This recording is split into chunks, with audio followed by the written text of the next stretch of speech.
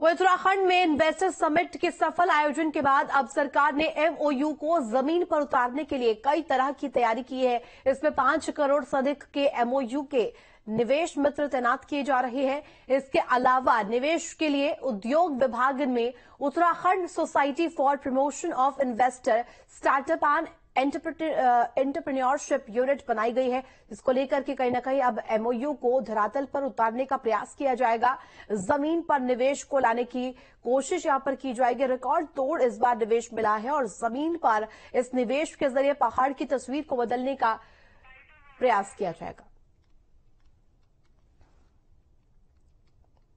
लिए जैसा मैंने बताया कि हमारा यूके स्पाइस एक अलग डेडिकेटेड सेल बनाया गया है, जिसमें एक हमारा ट्रैकर है और इसमें जो भी हमारे उद्योगपतियों ने या इंडस्ट्रियलिस्ट ने अपने प्रोजेक्ट्स को लॉगिन किया है, उनको लॉगिन आईडी पासवर्ड के माध्यम से उसकी ट्रैकिंग कर सकते हैं कि उनका प्रकरण कहां तक पहुंचा। 5 करोड़ से ऊपर के किसी भी इन्वेस्टर के लिए हम एक डेडिकेटेड निवेश मित्र को उपलब्ध करा रहे हैं, जो उस निवेशक और सरकार के बीच ब्रिज का काम करेगा।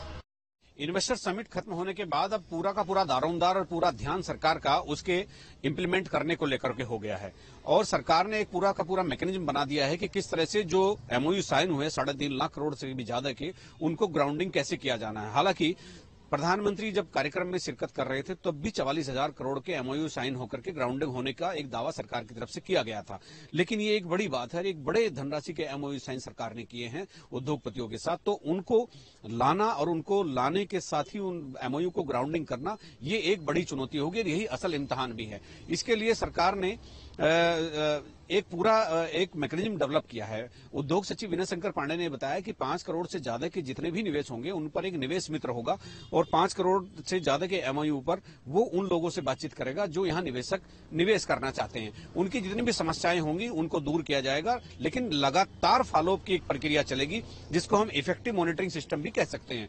लगातार उनसे बातचीत होगी, उनको यहाँ लाने का प्रयास होगा और जैसा मुख्य सचिव बता चुके हैं कि 6,000 एकड़ लैंड बैंक की स्थापना हो चुकी है। अब जमीन की भी कोई दिक्कत नहीं होगी। अब देखना यह है कि ये जो फॉलोअप है, यानी इसको जो एक बाद में जो पैरवी करने का सिस्टम है, जो निवेशकों से डायलॉग करने का सिस्टम है, उनको यहाँ ग्राउंडिंग करवाने के लिए जो प्रयास किए जा रहे हैं वो कितने फलीभूत होते हैं। अपने सही कैमरामैन सोनी कुमार के साथ न्यूज स्टेट के लिए देहरादून से अजीत सिंह राठी।